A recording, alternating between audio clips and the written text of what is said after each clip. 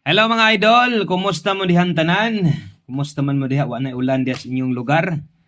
So diri sa mua, nigawas naman yun ng adlaw sa untag padayon muinit unta ni tibok adlaw kay grabing na lang pila ka adlaw mga lata sa dato mga tinanom no tungod aning grabing pag-ulan. Okay, so karong adlaw February 21, 2026 naagid ta diri kay kinahanglan natong mag-update sa inyo ha. Kinahanglan na to nga natay mahatag sa inyo ang bagdo class to kay daghan biag hapon og gahulat bisan pa man og slide pa ang atong mga gipabagdukan wrong pick no.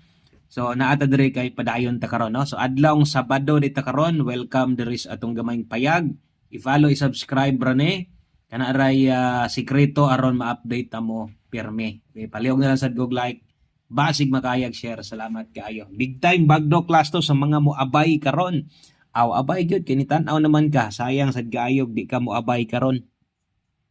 Imbis na niguro kag silip diri nya di ka mo abay sayang sad gaayo no.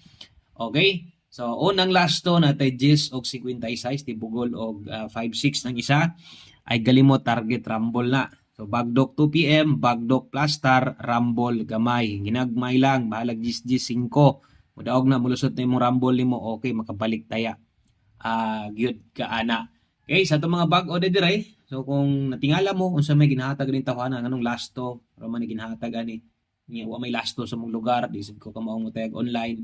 Kuan lang ka, kanang testingi panit isa ni atong pairings ginahatag dire. Pwede man nimo ni madala o pwede ka makabuog kombinasyon para 3D an example 89. Ganahan kag 89. So kay may pares ani mo target biya pwede ni iyang lasto, target 89. O pwede nimo nang kuan, pwede nimo na parisan diha. O butangan niyo pa mo steady na kay 3D nimo. Salamat kay kana lang, good luck sa tanan.